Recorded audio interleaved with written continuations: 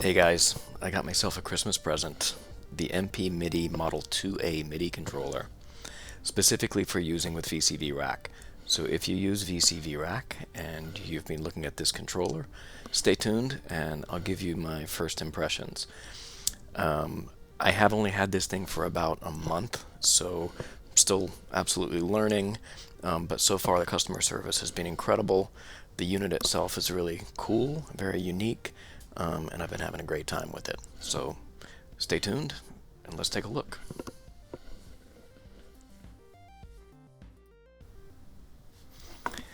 Okay, so here's the unit.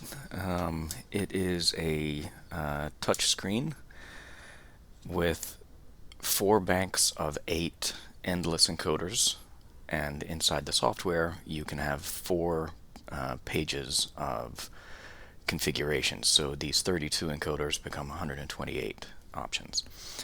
This is excuse me, January 2024. Happy New Year, everyone. And this is the most recent unit, which is the 2A.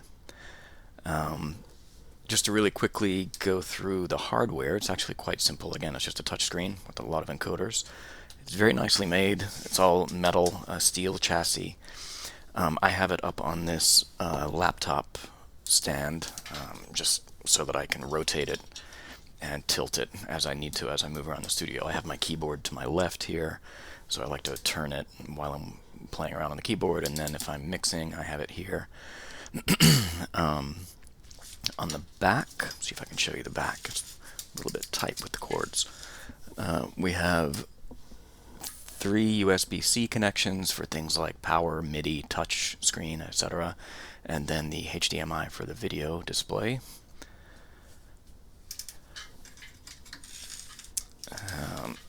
It does come with these rack mount ears with mounting holes in the side. I don't have any rack mount gear anymore, but it might be handy in the future. And then it also comes with this little remote control for doing standard monitor type setup, brightness, contrast, and that kind of thing. I haven't needed to use this since I got it set up. Alright, so that's pretty much it. It's you can see the angle here, so if you do have it on your desktop, it is tilted up toward you a little bit, which is nice, but I just needed a little bit, I felt like I needed more of an angle, so I've got it on this adjustable stand, which I like. It wiggles too much. I don't like how much it shakes. Might get another one. But,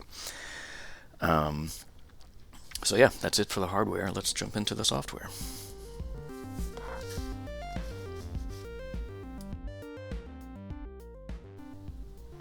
Before I get started, just a quick note on the versions of these different softwares that I'm using. Again, this is January of 2024. I'm using Reaper version 7.07 on a Windows machine. Using VCV Rack Pro 2.4.1. Using, this is the MP Midi wrapper controller. And so the version is 1.6 here, the December 19th, 2023 version. And then for Audio Gritter, it's using it's version 1.2.0. Alright, I'm going to be using Reaper, and you can see here that I have the Imperial White Tie skin on my Reaper.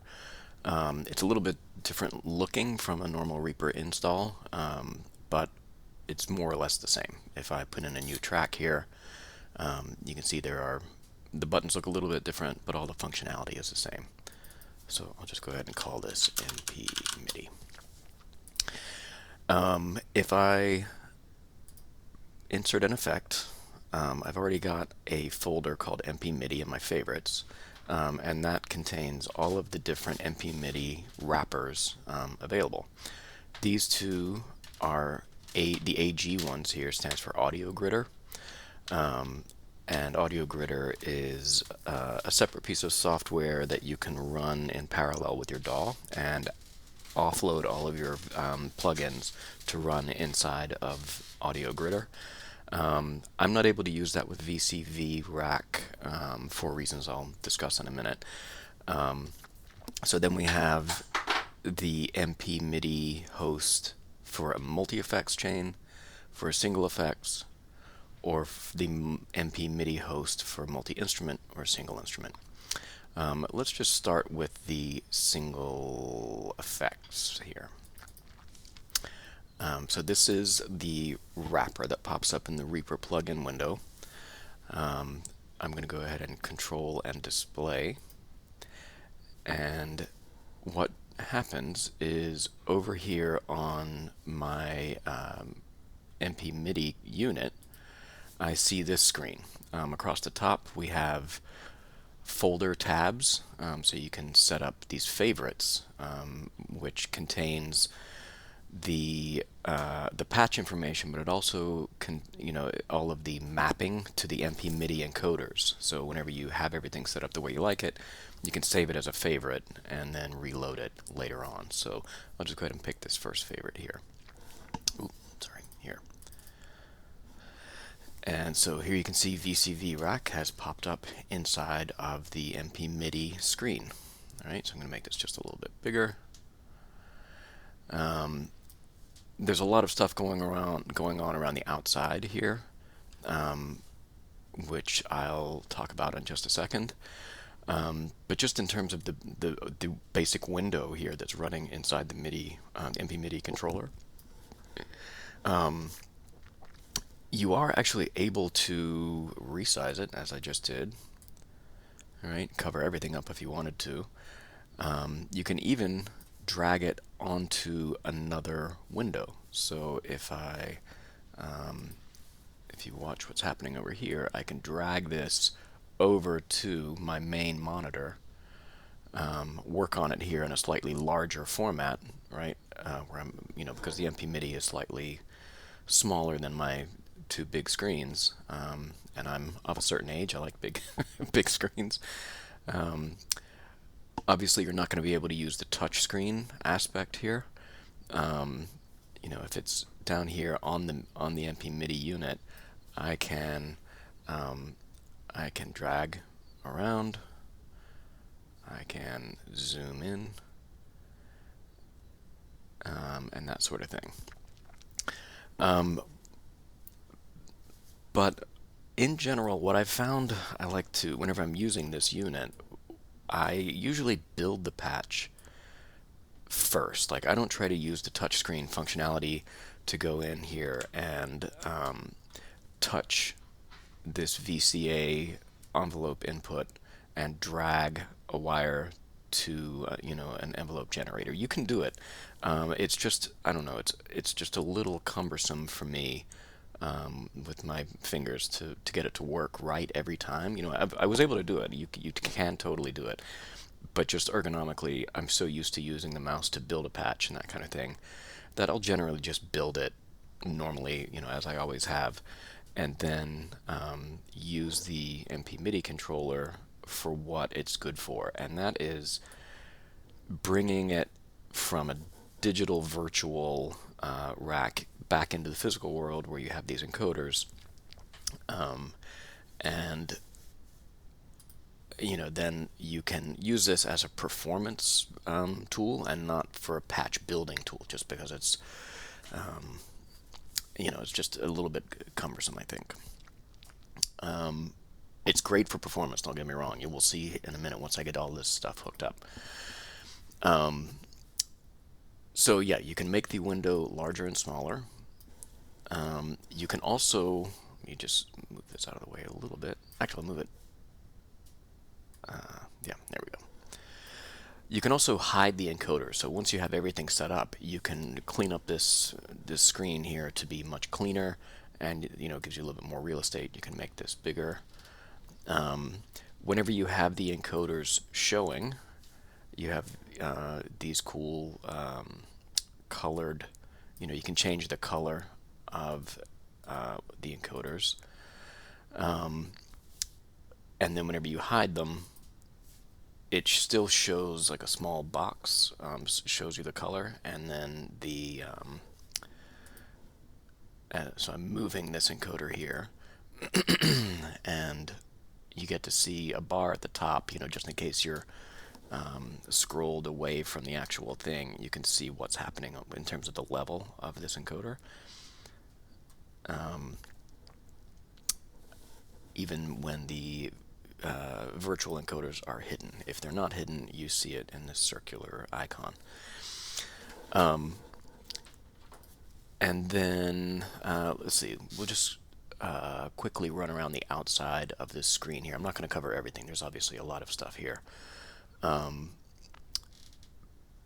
Over here on the right-hand side, these are your 4 banks of encoder mapping.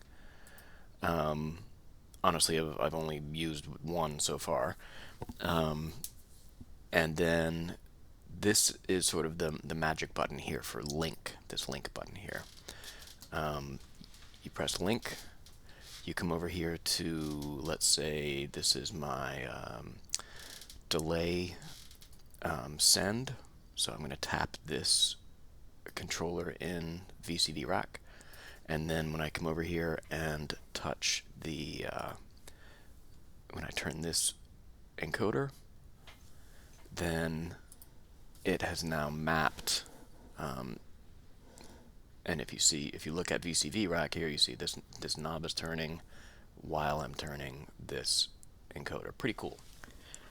And then once you have your encoders mapped, you can use StoreMelder Glue module to create visual references inside VCV Rack, like little labels that correspond with the colors that you assign to the encoders. So you can see over here, Prints of Perception, I've got some, these are already mapped. So I've got the scan, feedback, delay, and the StoreMelder labels match. Let's just go ahead and make one of those from scratch. So by inserting StoreMelder Glue,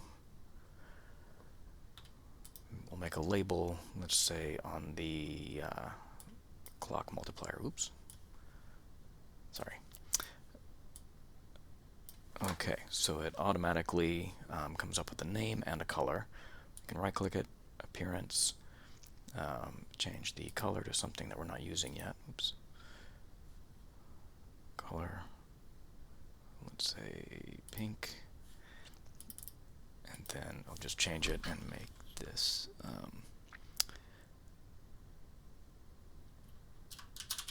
clock 1. Okay, so now I've made the StoreMelder label. I can link this with, put it over here, and then in the MP Midi unit, I'll choose pink here. Okay, there we go. So now when we're zoomed out, we kind of have, you know, a little bit of visual reference about what's going on here. You can also change the display text here at each encoder. So this up here at the top here, scan left, flag, prisoner perception, and then a long string of numbers. You can just double click and say scan L, right? Feedback L. Oops. L. Etc. etc. And then again, whenever you save this MP Midi project, all of these texts and all the mapping and everything will be saved as well, so you don't have to do this every single time. And then finally, in terms of colors that you can choose, there are these, I don't know, what is that, 16 colors ish, something. And then in StoreMelder we have a more limited set of colors by default. Here we have color, we have maybe 6 here, and then you can type in a hexadecimal digit for a different color, which is great. So I just made myself a quick Photoshop map of what these MP Midi colors are, and I can type them in down here if I really wanted to get into it. You can see across the bottom of the screen here, all of the encoders across the bottom I've already mapped to the Mixmaster main board. So I save this and use this as a starting point, like as a baseline patch. And these 8 bottom encoders are always mapped to my main mixing board, which is great. And I know you can do that really on any controller, but it's just nice to have it integrated into all one place visually like this. All right, one other cool thing here is these encoders can be mapped to faders or to toggle switches. I know this is one of those situations where a MIDI controller with actual faders would make a lot more sense with Mux Slicer. But once you get used to it, using the rotaries, works fine as well. And then down the right-hand side here, I've mapped the Mex expander. So you can see, I guess it's probably just divided up into thirds or something. So all the way to the right, flicks the toggle to the right. There it is in the middle, and to the left. So there's some versatility there in terms of what sort of things you can control, even though these are rotary encoders. Okay, so just a couple of quick notes about the touchscreen functionality of the unit. It comes with a third-party software called UPDD. I can't remember what that stands for. It's like a touchscreen mapping thing. So you can see over here these different gestures, like a one-finger tap, one-finger drag, one-finger press, two-finger drag, that kind of thing. So you can map those gestures to any sort of key or mouse combo that you want. So it took a little bit of trial and error to get it to work as expected with VCV Rack. But on screen here is what seems to work for me. And if anyone has any issues or questions, I'm happy to share this. There's a configuration file that I could send over if anyone is interested. Jumping back over to the unit. Actually, I'm going to use the camera for this. So you can see that it is possible to hold down and do patching of wires. It totally works. It's really just a personal thing for me. I can just work so much faster with a mouse. And the same with linking. You can bring your mouse into the screen here, or you can use your hand. So let's say I wanted to map the gate mode to this, or let's see, can you see? Yeah, one of these encoders over here. So I just tap the link button.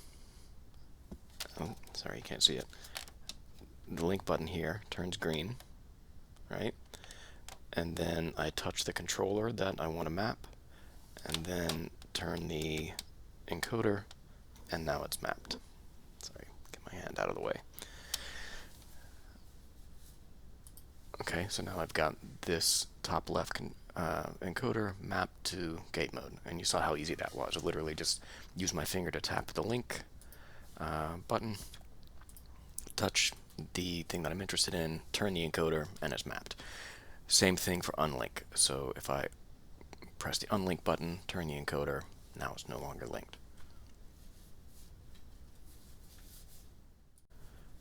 Now let's take a look at the multi-effects wrapper. Previously we were looking at the single effects option here. So I'm going to make a new track. I'm going to call this one MP Midi Multi-Effects. I'm going to add the MP host multi-effects. So it looks a little bit different. It has this cool wood grain rack mount UI. You can turn it on and off, bypass it, solo it, which is pretty cool. If I press here where it says no plugin loaded, over here on my MP MIDI screen, I get my favorites folder here. So I'm going to add a VCV option. So this is the same patch as before. And then back in Reaper, I'm going to go down here near the bottom, right click, say add plugin after, and now I have my favorites open again. This time I'll put in Supermassive.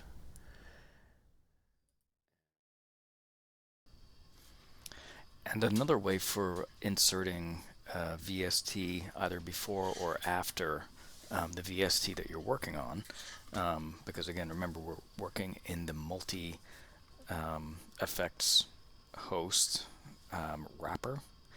So you're in this environment where it's expecting you to work with more than one VST at a time. Right now we're using VCV Rack, but we can put, let's say, a reverb after VST, sorry, VCV Rack, or you can put something before VCV Rack, maybe like an arpeggiator or something like that. So inside the MP Midi screen here, the top right, there are these little arrows left and right with a plus to the left and a plus to the right.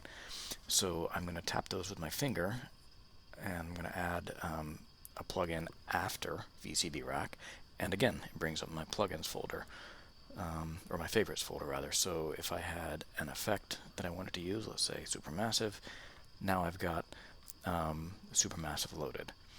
Okay, and I can jump back to VCV Rack by clicking up in the middle where it says multi-host. Moves my mouse here. Up here, multi-host.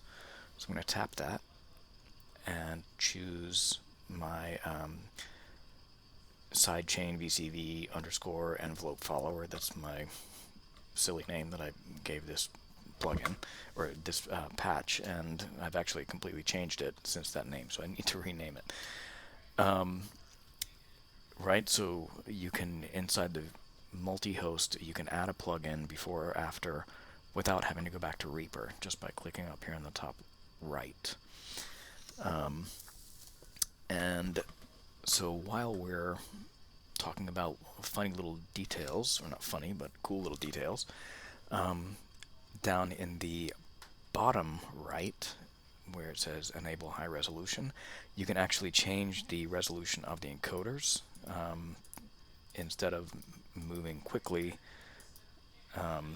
so let's look at the top corner one here. Right now I have it set to its lowest resolution. So I'm going to say I'm turning this physical encoder, that's 90 degrees, another 90, another 90, another 90. So if I go way up, okay, so we go up to 10. So starting from the top here, I'm going to turn 90, we get to there, 90 we get to there, 90 we get to there, 90 we get to there. So it slows slows the response down if you need to do that. And also, regarding mapping of encoders, while we're talking about encoder behavior, whenever you map an encoder, so let's say I want to map this one over here at about 1 o'clock. Let's say I want to do let's see, this send here in Auxpander. So I'm going to link. All I have to do is actually click on it or tap it with my finger, like that, and then slightly turn the encoder. And there is a delay built into the encoder mapping so that it doesn't immediately affect the original knob. So whenever you are linking it, you're not immediately turning it, you know what I mean? Because you do have to turn the encoder to map it, but it only picks it up as a mapping parameter. It doesn't actually change the value. It's sort of like in Reaper, we've got latch preview. It's kind of like that. It just sort of picks it up without immediately changing anything. Let's see what else here we've got. Oh, here's another great one. All right, so again, speaking of VCV Rack, I'm trying to be kind of specific about VCV Rack here. This is a patch that I have loaded with that funny name over here, sidechained VCV envelope follower. All right, but out here in Reaper, oh boy, sorry. Okay, so over here in Reaper, I'm just going to make a brand new track, right here, and I'm just going to call this regular VCV Rack. And I'm going to insert VCV Rack, since VCV Rack. Okay, so here it is. I've got something mapped here. So let's say I build something. I'm just going to insert noxious here just so we can remember it. You can actually copy paste from regular VCV Rack onto the MP Midi screen. So let's say over here, I'm just going to select all and delete, and then Control V. So now I've pasted this. Okay, so there you go. That's my 6-week review of the MP Midi 2A MIDI controller with VCV Rack. It's been so much fun to play around with. Let me know if you have any questions in the comments, and I'm happy to answer any further questions. Is it a splurge? Yeah, probably, but it's so much fun. I've enjoyed every minute of playing around with it. It's got so much customization and is a really fun counterpart to VCV Rack. So let me know if you have any questions. Happy New Year, everyone.